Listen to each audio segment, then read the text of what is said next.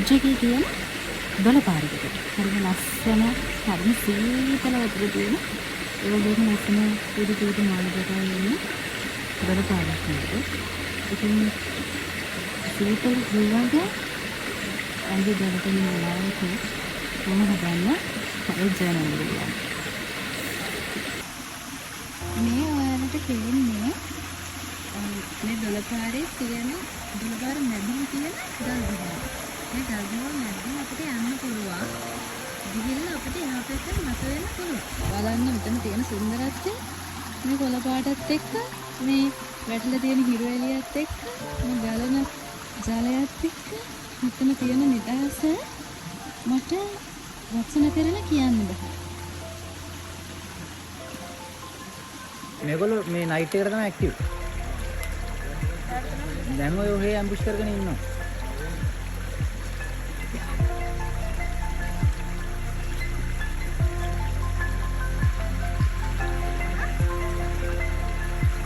හරි යන්නේ. ඒ කියන්නේ සද්ද වලට මේ ඇහෙන්නේ කන් ඇහෙන්නේ සර්පෙන්ට.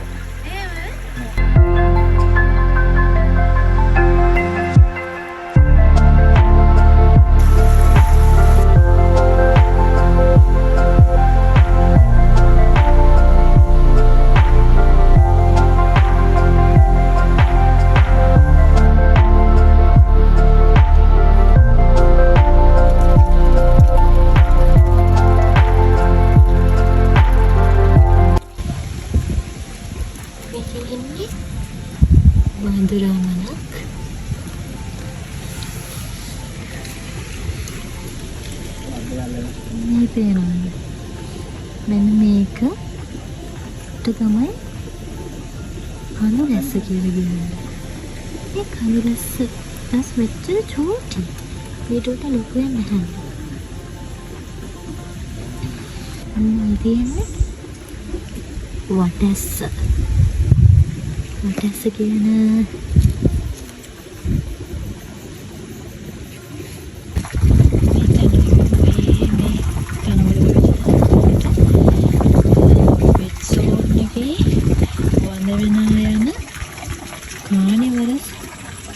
ටිකක් තමයි මම ඔයාලට පෙන්වන්නේ.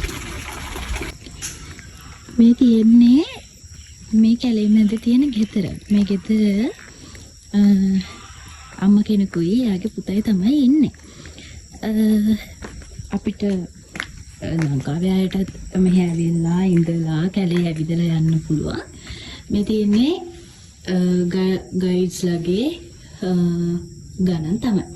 ෆොරිනර්ස්ලා මෙහෙ එනවලු සත්තුන්ව බලලා කැලේ ඇවිදලා අල්ලේ තියෙන දොළවල් වලින් නාල කරලා යන්න. මේ සීතල විඳ දරාගෙන යන්න ඕනෙම කෙනෙක්ට මෙහෙට එන්න පුළුවන්. අනර ඇවිතින් පේන ගලට මේ මෙහි ඉන්න වෙට් සෝන් එකේ ඉන්න කොටියා එනවලු. කැමරාවක් තියලා තියෙන්නේ ඔයාලට මේ පේනවද දන්නේ නැහැ. අන්නතන මේ කැමරාවක් තියලා තියෙන්නේ. මේ මෙතන තියෙන මේ ඔය ගහෙත් තියෙන කැමරාවක්. එයාලා කොටියෝ ඔය ගලට ආවම කැප්චර් කරගන්න තමයි මේ ඔය කැමරාස් තියලා තියෙන්නේ. මේ ගහේ තියෙන ගැජමැටික් එකේ මොකක් හරි කොලයක් හැලුණත් ටක් ගාලා කැප්චර් වෙනවලු. අරකනම් අතන ගල උඩ තියලා තියෙන මේ කැමරාව නම් තියලා තියෙන්නෙම කොටියව කැප්චර් කරන්න තමයි.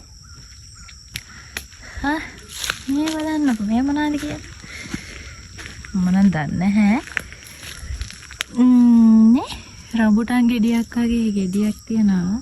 මේකට තියෙන අහලා කියන්න මොනවද ඒ කියලා මම දන්නෙත් නෑ මොනවද කියලා. ඉන්නකො ඉතින් ඔයාලට මෙහි ආවහම කොහොමද නවාතැන් ගන්න පුළුවන් කියලා මේ තියෙන්නේ මේ ගෙදර ඉන්න මේ අයියා ගයිඩ් වැඩි තමයි කරන්නේ. ඉතින් අපිට සත්තු ගැන ගහකොළ ගැන යාළුවෙන් අහලා දැනගන්න පුළුවන්. ඔයාලට මම පෙන්නන්නම් කොහොමද මේ ආවහම ඔයාලට නවාතැන් ගන්න පුළුවන් මොන වගේ තැනකද කියලා. මේ බඩු මුට්ටු නම් අපේ ඒව මේ හැමතැනම දාලා තියෙන. ඒ නිසා ගණන් ගන්න එපා. මේ ඉන්නේ මේ අයියා ඉන්න කාමරේ. මෙහි සෝලාර් පැනල්ස් වලින් තමයි කරන්ට් එක අරගෙන තියෙන්නේ. මේ එක කාමරයක් ඔයාලට ඉන්න පුළුවන්. මෙන්න තව කාමරයක් තියෙනවා.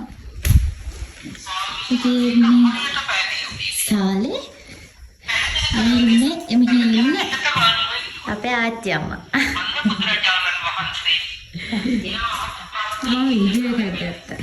මේ ඉන්නේ අපේ චිකෝ. අපේ චිකෝ යාළුවා තමයි මේ ඉන්නේ. අපිට පුළුවන් මෙන්න මේ කුස්සියේ අපි ගේන බඩු මුට්ටු වලින් හොයාගෙන කන්න. මෙතන තියෙනවා වොෂ්රූම් දෙකක්. අරින්නවා මේ යාළුවෙක්. මෙතන තියෙනවා දරලිපක්. ඒක හොයාගෙන කන්න පුළුවන්.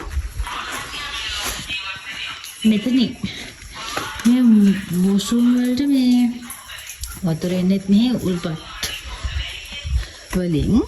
එතකොට තියෙන වටපිටාව. ඉස්සර මේ වගේ ගේ තිබ්බේ ඔය පල්ලෙහා පේන කොළ ඒක කඩාවැටලා. මම බලන්න මේ ආච්චිම වගා කරලා තියෙනවා. තක්කාලි, කැරට්. එළියේ ටොයිලට් එකක් තියෙනවා. වලට අම්මෝ මකුළු දැලක් මොනේ පැටලුණා. මෙන්න මේ මලේ නම නම් මම දන්නේ නැහැ. පුදුම සුවඳක් ඒ මල. මේ ඔබන උල්පත් වලින් පිරිච්චි ටැංගියක් නේ තියෙන්නේ. මේකෙත් වතුර සීතලයි හැම වෙලේම මෙහෙම පිරීලා තියෙන්නේ. නන්න පුළුවන්.